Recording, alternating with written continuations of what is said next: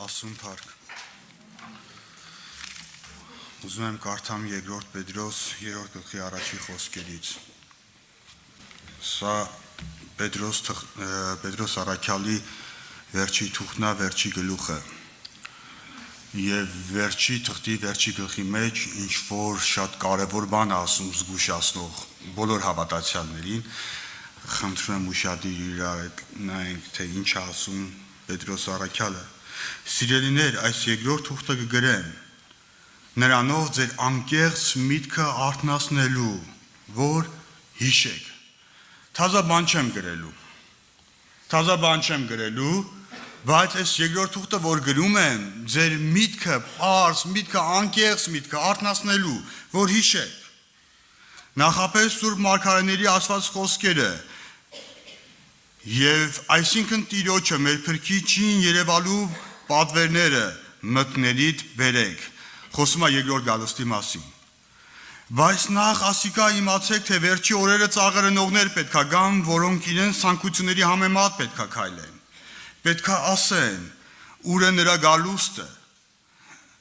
գալու խոստումը, վասնզի թեև մեր հայրերը քնեցան, բայց դեռ ամեն բան այնպես կմնա, ինչպես արարածների սկիզբն էր։ Քանզի անոնք, որ ուզածը այս է, այն բաները մոռացել են, թե երկինքը առաջվան է, որ կար, երկիրը ջուրերով ու հաստատված կեցել էր Աստծո խոսքով, որով հին ապականված աշխարհը ջրեղեղով կորսանվեցավ, հիմա երկինքն ու երկիրը պահված են նույն խոսքով կրակի համար, միջև դատաստանի ու ամբարիշտների մարդկանց կորստյան օրը։ Այս մեկ բանը ձեզ մեծ ածուկ չմնա, սիրելիներ, որ Տիրոջ մոտ մեկ օրը 1000 տարվա պես է եւ 1000 տարի մեկ օրվա պես։ Տերը չի ուշացնում իր խոստումը, ոմանք ուշացած են համարում, հապա երկայնամիտ կլինի, վասնզի չի ուզում, որ մեկը կորսվի, հապա ամենքը ապաշխարեն։ Սակայն Տիրոջ օրը գողի պես պետքա գա, այն ատեն երկինքը սաստիկ, շարաչունով պետքա անցնի, տարածքները բռնված պետքա լուծվեն, երկիրն ալ ինչ որ անոր մեջ կգտնվի, պետքա այրվի, ուստի քանի որ այս բոլոր բաները պետքա լուծարվեն։ Ձեզի ինչպիսի մարդ լինել կվայել է սուրբ վարմունքով, բարեփաշտությունով, սպասելով Տիրոջը։ Եղբայրներ, քույրեր, ինչի մասին պետքա խոսամ, ինչի մեջ անհանգստություն կա, իմ մեջ սպասելով Տիրոջ երկրորդ գալստյան։ Շաբաթներ առաջ, մի շաբաթ երևի կլինի, ես երազ տեսա երազիս մեջ, տեսա մի հատ խառնաշփոթ ամբող, որ քաոսային, տեսկացել շարժումներ էին անում։ Մոտեցա, որ հարցնեմ ինչ է կատարվում, ինչ է եղել, ասեցին հեսա հրեշտակը Տիրոջ փողը փչելու է ու Տերը հայտնվելու է։ Դե ասում գլուխներդ բարձրացրեք վերև, մի ձայն լսեցի շատ պարզ ու ստակ, նրանք պատրաստ չեն։ Դե ասում եմ պատրաստ չեք, հիմա զղջացեք, քանի Տերը ժամանակ ա տվել, քանի այդ փողը չի ինչ է, քանի մենք ժամանակ ունենք իր առջև մեր հարցերը բերելու, երբ որ ինքը գա, մենք գլուխներս չկախենք։ Մի անգամից տեսարանը փոխվավ երազիս մեջ, մարդիկ առևտուր էին անում, հասկանում եք, անշարժ գույք եւ այլն եւ այլն։ Եվ այդ նույն ձայնը, որ ասում էր նրանք պատրաստ չեն, ասեց ցուցամոլություն։ Ես քնից, որ արթնացա, հիշեմ առաջի բան ասեցի, ես ինչ էր Տեր Աստված։ Անհանգստություն։ Այնպիսի տպավորություն էր, որ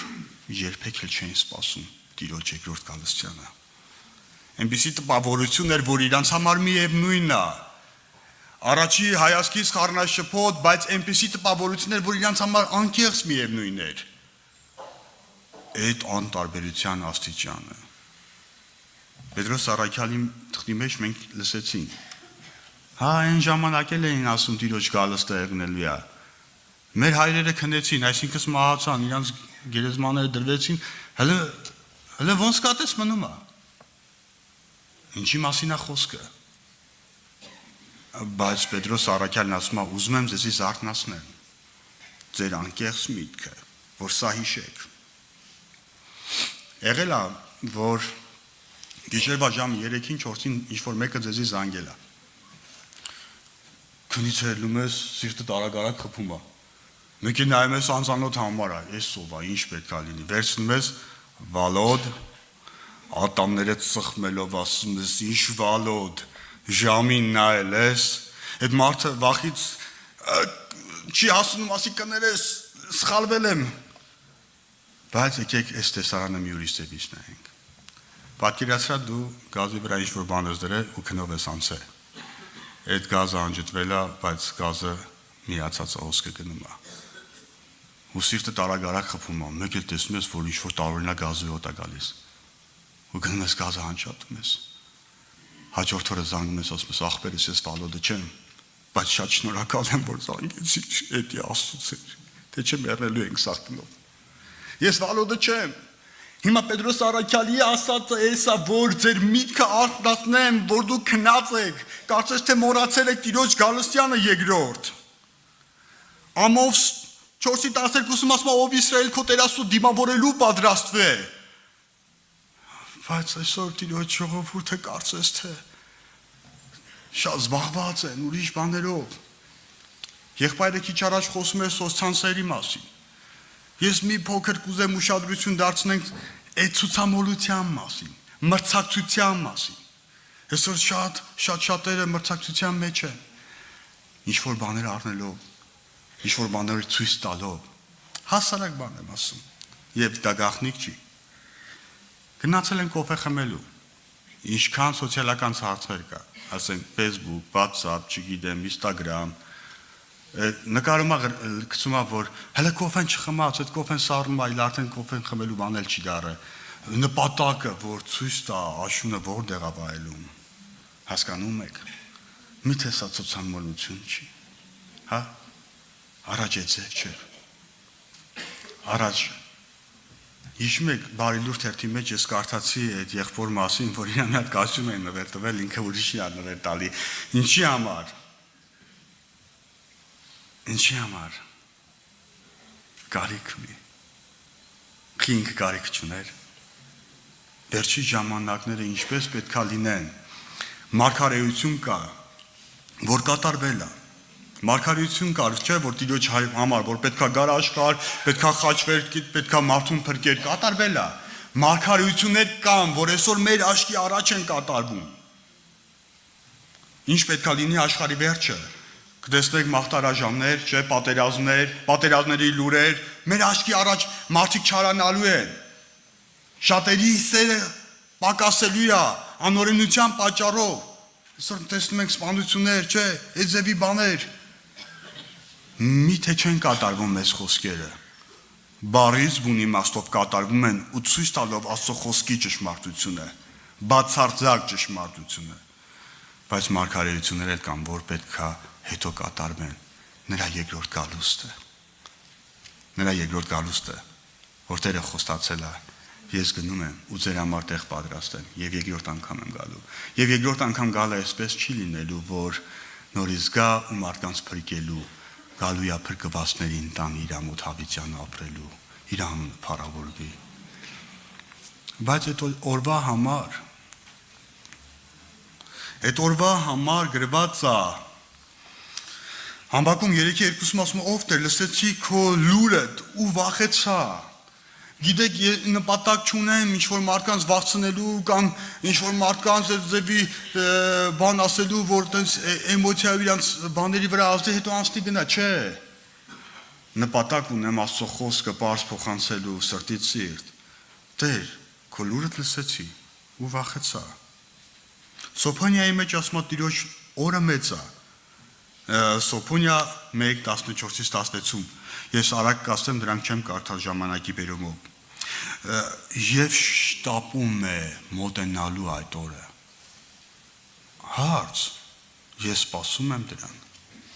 Հարց, իմ համար էդի կարևոր է, թե չէ։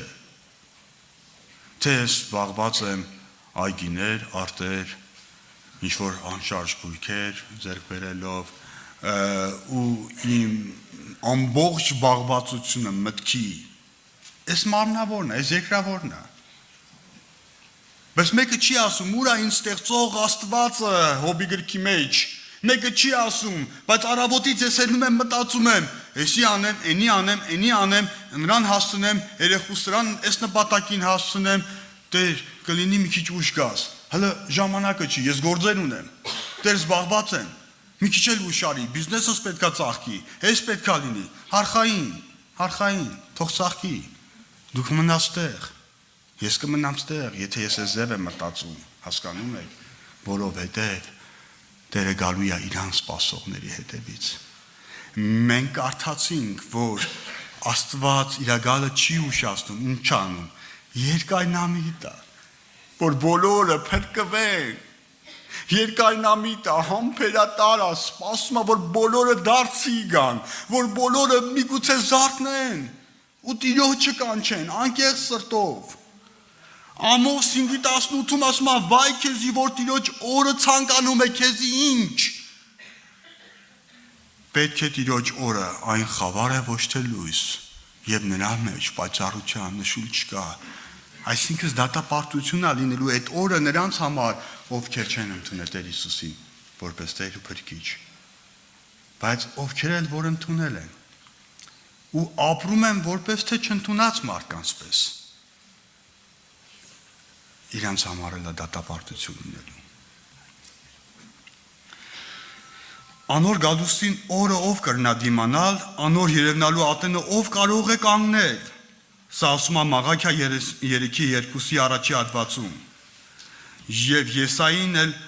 այսպես է գրում, Եսայի մարգարեություն 13:11։ Ես այդ հատվածը իմ գրքով ուզում եմ կարդամ։ Ես պետքա բաժեմ աչխարը չարության համար,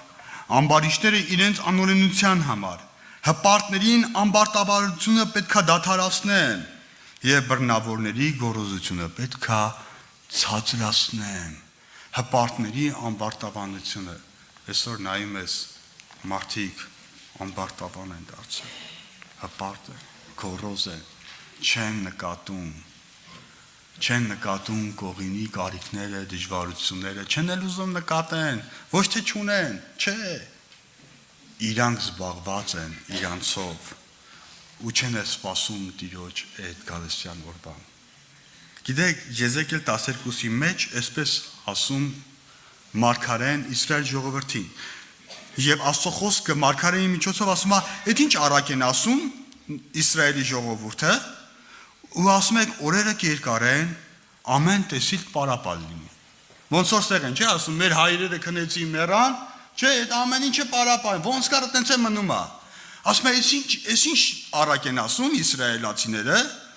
նրանց համար ասե, 23 խոսքը, Տեր Եհովան այսպես կսե,